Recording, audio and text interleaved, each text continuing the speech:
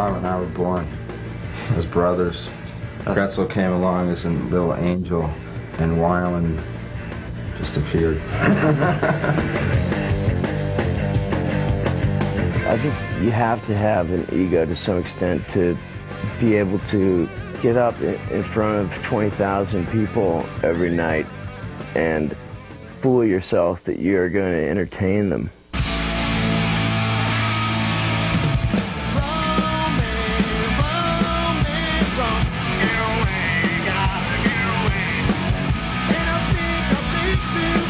Since the birth of Stone Temple Pilots in 1990, its members experienced almost immediate full-fledged rock stardom. That included a lot of media attention, much of it harsh. From the beginning, Stone Temple Pilots were thrashed by rock critics for everything from hair color to personal excess to a certain likeness to a certain other band. And in music, Stone Temple Pilots were on tour. They were great the first time I saw them, when they were called Pearl Jam. Despite media bashing, STP sold over 8 million records with their first 2 releases.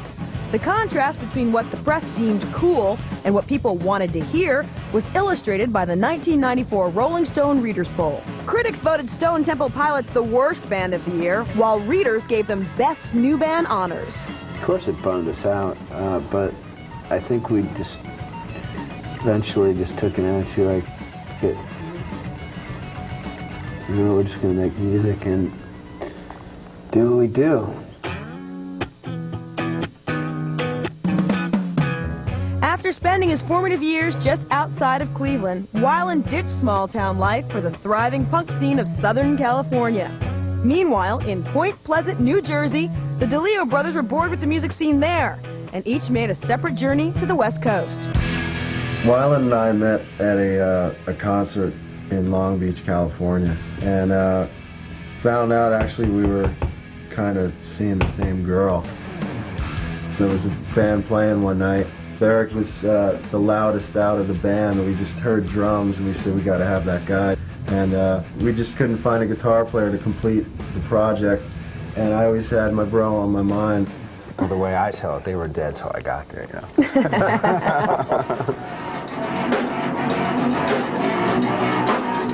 Ironically enough, even though I grew up on the West Coast and these guys grew up on the East Coast, we all pretty much had the same musical background. And Weiland, he got really into like a whole other realm of music that you know I didn't really experience much with, and the mixtures is as you hear it.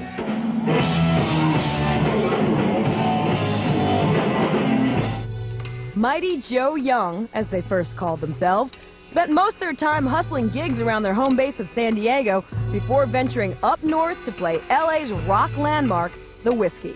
They were quickly noticed and signed to Atlantic Records on April Fool's Day, 1992. I went back to my job, and I told them I was leaving, that I just signed a record deal, and they did not take me seriously. They're like, okay, yeah, right, April Fool's, go back to work. I'm like, no, really, man, I'm out of here.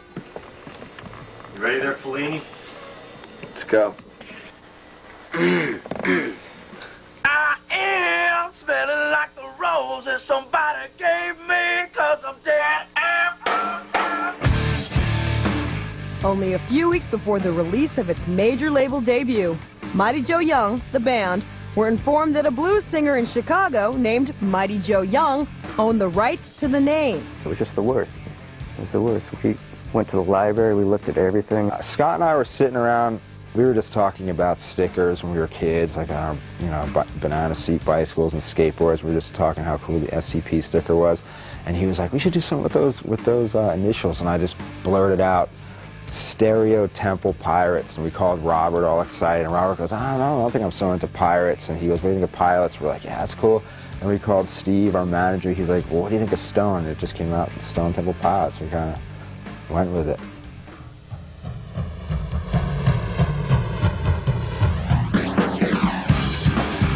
I can remember being a little kid, and you opened up the album and you looked at every song and you listened to every song, and the whole album had a vibe, and that's what we were trying to create with Core, is make an album that just flowed from top to bottom with a vibe.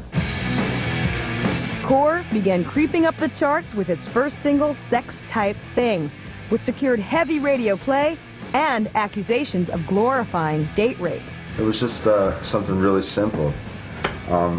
Weiland put himself in the perspective of the idiot-type person, for lack of a better term, who thinks like that and looks at women in that aspect.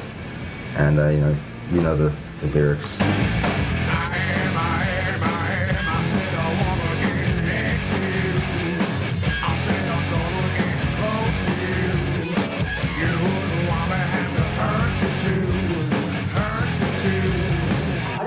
Dressed up a little bit, you know, for all you macho type guys that might have misunderstood this song. It might anger people at first who don't really understand what the song's about or what you know, where we come from on certain issues like that. But I think that in general the idea has come about. And I feel the time's a ways to go. Did you really write Plush in a hot tub with Eric? The lyrics. Yeah, we did. So we're just sitting in a hot tub throwing ideas back and forth. It was just kind of intimate between friends. Is there anything wrong with two men sitting naked in a jacuzzi together? Not those two men. Writing songs about dogs and love. Determined to prove themselves even further, the band hit the road, leaping from 500-seat clubs to 5,000-capacity venues as Megadeth's opener. Along the way, Plush was everywhere. Even an impromptu acoustic set inundated the airwaves. Oh, when the dogs you find her, got time to wait for tomorrow. The label wanted to put the acoustic version on some form of EP, which we weren't real keen on because that's one song off of an album. There's 11 other songs. We don't want this record to be thought of, you know, as the Plush album. I wanna run through your way, the goddamn happy man I used to be. I don't really owe anybody anything. I think I owe myself something musically, and that's just to be honest about my own emotions, and because songs are derivative of human emotion, I mean, just hope in a perfect world that that's what eventually will define you.